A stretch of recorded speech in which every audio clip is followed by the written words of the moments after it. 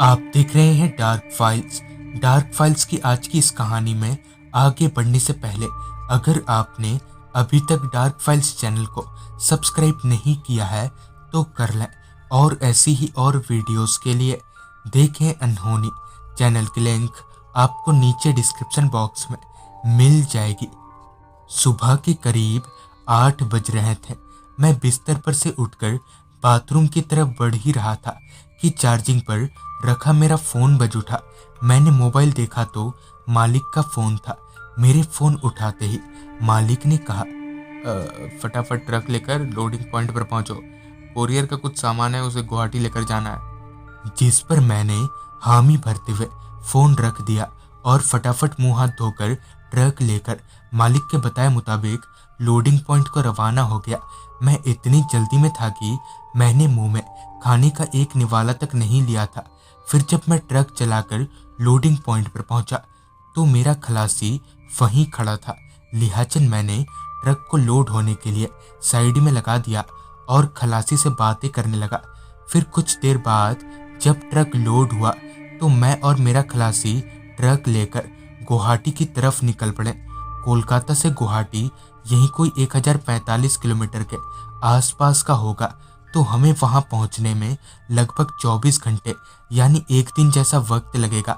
वैसे तो इतनी दूर का सफर काटना आसान नहीं होता है, खासकर तब जब मौसम ठंड का हो। सुबह 5 बजे से 8 बजे तक तो हाईवे पर कोहरे की वजह से कुछ दिखता ही नहीं है, और ऐसे में ट्रक चलाना भी खतरे से खाली नहीं होता।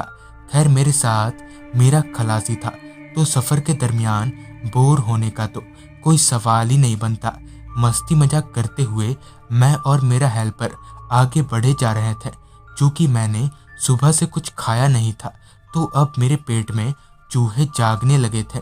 लिहाजन मैंने ट्रक को एक ढाबे पर रोका और वहां से नाश्ता वास्ता करके वापस अपनी मंजिल की तरफ आगे बढ़ने लगे।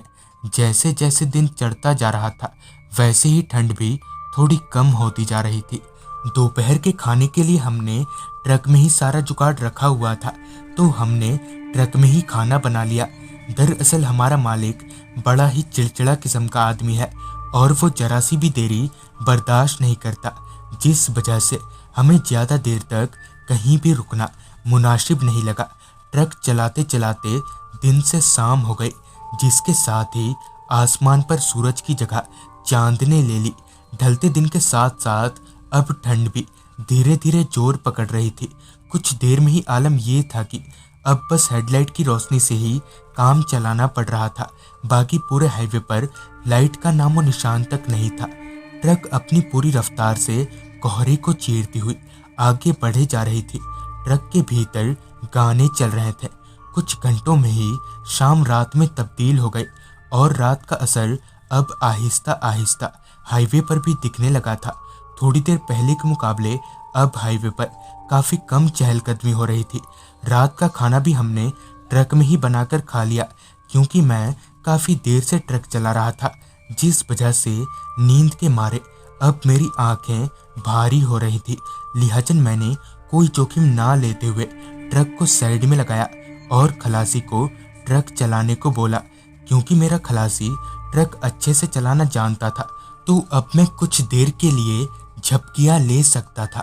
सोने से पहले जहां तक मुझे याद है हम लोग आसाम बॉर्डर क्रॉस कर चुके थे, मगर उसके बाद कब मेरी आंख बंद हुई मुझे पता ही नहीं लगा। फिर जब मेरी आंख खुली तो ट्रक एक जगह पर रुकी हुई थी। हालांकि वो जगह थी तो हाईवे ही, मगर वो हाईवे जंगलों से घिरा हुआ था, और तो मेरा खलासी भी ड्राइविंग सीट पर से गायब हो रखा था। मैं उसे ढूंढते हुए अभी ट्रक से बाहर निकलने ही वाला था कि खलासी बाहर की तरफ से चलते हुए ड्राइविंग सीट पर आकर बैठा और ट्रक स्टार्ट करके आगे की तरफ चल दिया। मैंने उबासी भरते हुए अपने खलासी से पूछा, कहाँ चला गया था तू? ऐसे कहीं भी गाड़ी मत रोकियो, तेरे को पता है ना कितनी चोरियां होती है आजकल। जिस पर मेरे खलासी ने कोई जवाब नहीं दिया।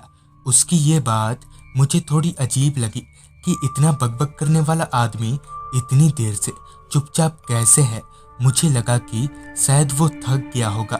लिहाजन मैंने खलासी से कहा, चल अब तू सो जा, मैं चला लेता हूँ ट्रक। इस पर मेरे खलासी ने जो कहा वो वाकई में बदन का खून जमा देने जैसा था। चुपचाप बैठा रहे वरना जान से जाएगा। उसकी ये आवाज सुनकर मेरे पैरों तले जमीन निकल गई। मुझे ये समझते देर नहीं लगी कि जरूर दाल में कुछ काला है। तभी मेरा फोन बज उठा। मैंने अपने मोबाइल देखा तो मेरे खलासी का कॉल था। मैंने कांपते हाथों से फोन उठाया तो उधर से आवाज आई, पाजी आप कहाँ हो? मैं तो हल्का होने गया था और आप ट्रक लेकर चल दिए। ये सुनकर मैं बदहवास सा हो गया था। मेरी धड़कनें एकदम से उखड़ने लगी थी। मैं कुछ भी समझ नहीं पा रहा था।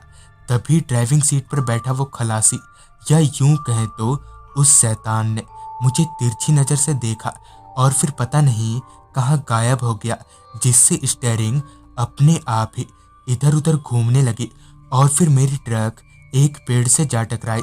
हालांकि उस वक्त ट्रक की रफ्तार बहुत धीमी थी, जिस वजह से मुझे कुछ खास चोटें नहीं आई।